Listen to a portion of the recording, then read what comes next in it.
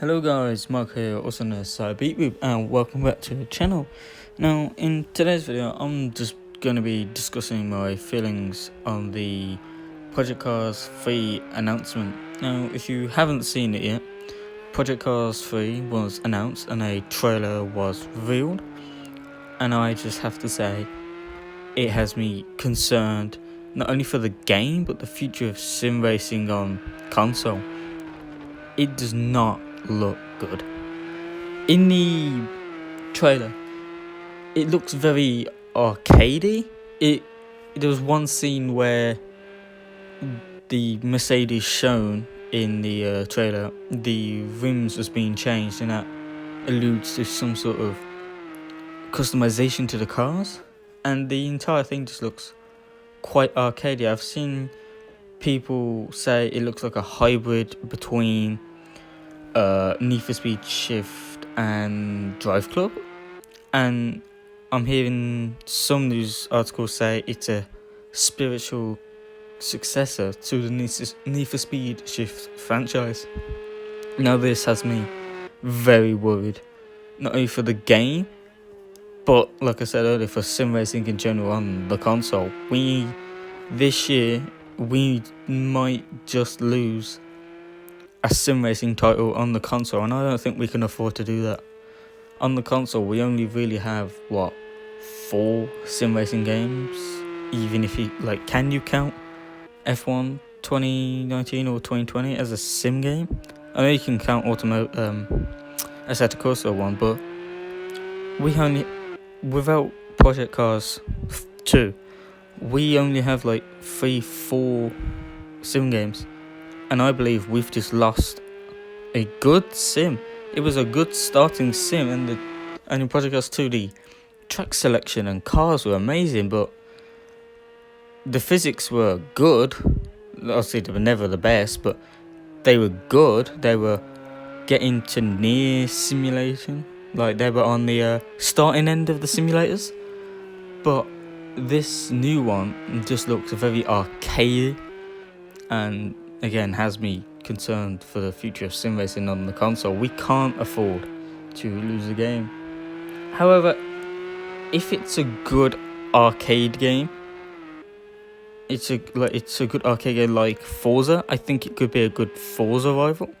But the Forza rival was Need for Speed Shift, so I can kind of see where they're wanting to go, make a spiritual successor for Need for Speed and rival Forza. But Forza is such a giant in the casual racing game market that I don't think Project Cars 3 were able to topple it. Obviously, in the trailer they showed the new Corvette C8, the new GTE car, or the GT car. It looks good, and that's one of the only games with that car in that's not modded. And I know a lot of people would want to drive that car in a good simulator on a wheel and get a good feel for it, but this might not be the game that people get to do that because of this possible arcade style handling model it might have. And I feel we might have just lost a sim title on Xbox. Obviously, you can't tell much from a trailer, and the customization might have just been, extra. But the game just has this Gran Turismo feel to it. Now, Gran Turismo, from what I heard, is a good racing game, and it's good to play on a wheel, and it's got decent physics. But it's not really, really good, if you know what I mean. It's got a good feel, but not a sim feel. It's got a game feel. Whereas Project Cars 2 had that kind of sim element with that whole tyre model it had going on, and the whole track evolution. The new game, Project Cars 3, which was announced, just looks like a rebranded Grid. Grid came out around the end of last year or this year, I believe, and that was made by Codemasters. Codemasters bought Slightly Mad Studios, and now they've come out with this. I thought they were going to do amazing with Project Cars 3. I thought there was potential to do really well with Codemasters backing, and maybe Codemasters, a bigger corporate entity, could help them get more cars, more licenses for brands which might be harder to get. And with extra money and stuff, they could have made the physics better, the tire model better, how the cars felt, and like the weight of the cars, how that felt. And I believe that they've just decided not to do that. One theory I do have is that Project Cars 3 is coming out this year, 2020, in the summer for Xbox One, PS4 and PC. What it kind of seems like is that this game is a filler before Project Cars 4. Now, Project Cars 4 could be 5 years away, but it feels like, why wouldn't you release this game for the new consoles, Xbox One, Xbox Series X and PS5? But they've kind of just put it out now, and it seems like it's some sort of stopgap, just so they can have a bit of income coming in until they make Project Cars 4. But I do have to say, after watching that trailer, I'm very concerned that we might just lose another sim title. I think Jimmy Broadbent put it quite well on Twitter.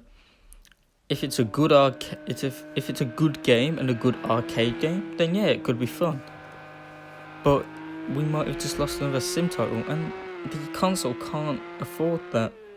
Luckily, we have Assetto Corsa Competizione coming around this month, but we can't just have 4 titles on a console: F1 2019, Project Cars 2, Assetto Corsa, and Assetto Corsa Competizione.